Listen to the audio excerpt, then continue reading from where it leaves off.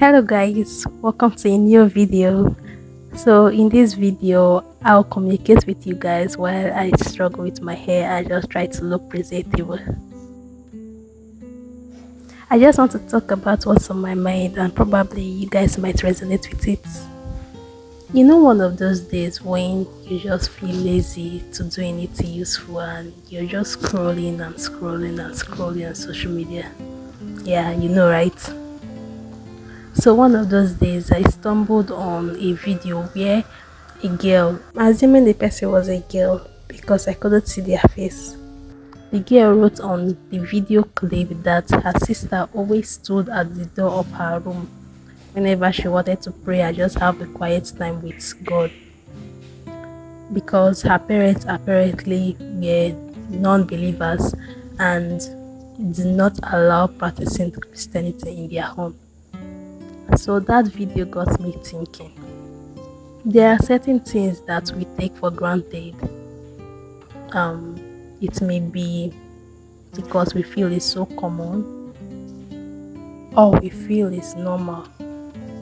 So those kind of things we just tend to take it for granted. I was born into a typical nuclear family where every Sunday, well, most Sundays, I and my siblings and the whole family dress up and attend Sunday service at our local church.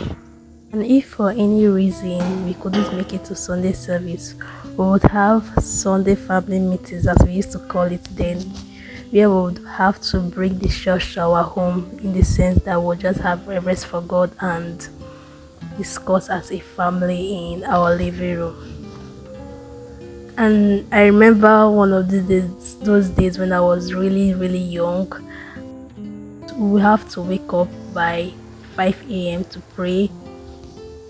I'm just saying all this my childhood experiences to say that the fact that both my parents did their best to ensure that we grew up in an environment that portrayed the right Christian values and morals is something that I am deeply grateful for.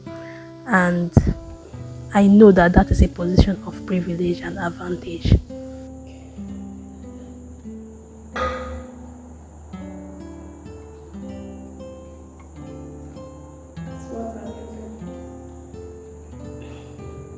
Hair, Hemos, Hemos.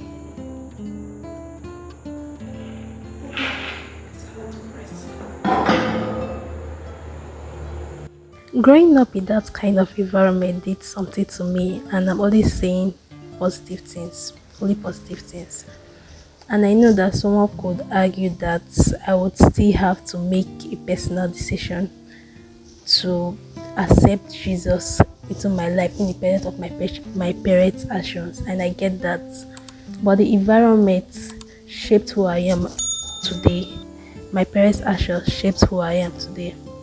You know the popular scripture that says, "Train up a child in the way he should go, and when he grows old, he will not depart from it." You know that, right? That is something that we constantly see play out in today's world. So yes, I consider myself privileged. I consider myself born into privilege and advantage, because from the beginning of this video, from the girl story, you know that it's not everybody that has this opportunity. So it does not necessarily have to be about money and finances. Money is good, money is great, money is privilege, but that's not what I'm referring to in this instance.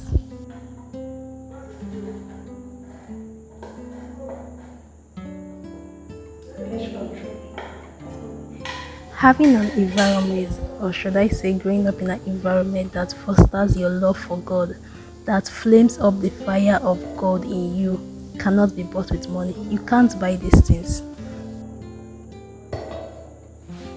So if you had these things growing up, recognize it, count it among your blessings while you can't see your blessings. You know, subtle things like this, we tend to not recognize it or just take it for granted, thinking that every other person has it.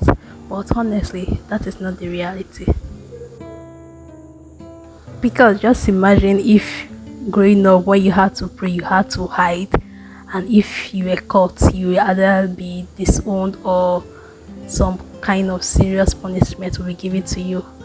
It's really crazy. It's something that everybody should have access to. You should be able to pray to God whenever you want to pray to God. You get.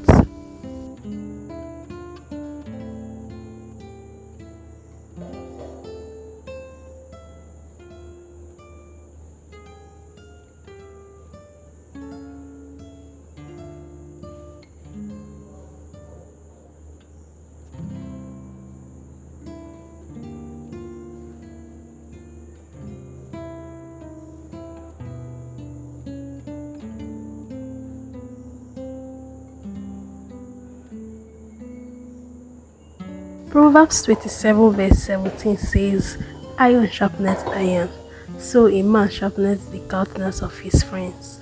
That is King James version if I'm not mistaken. So the kind of people that we are around matters, the kind of people that we grow up with or we grow up around also matters.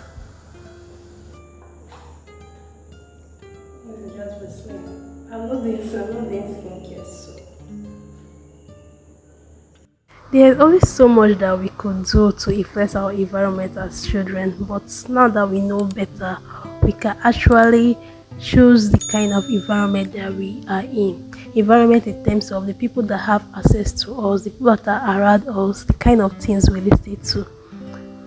Have access to people, or you also be someone that influences your friends to do better spiritually, to improve their relationship with God.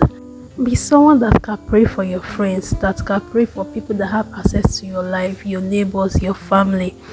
That's why sometimes I like longer prayers, because sometimes you pray to just commune with God, sometimes to petition your needs before God, and other times the needs of your friends. Because how much problems can one person have? You get.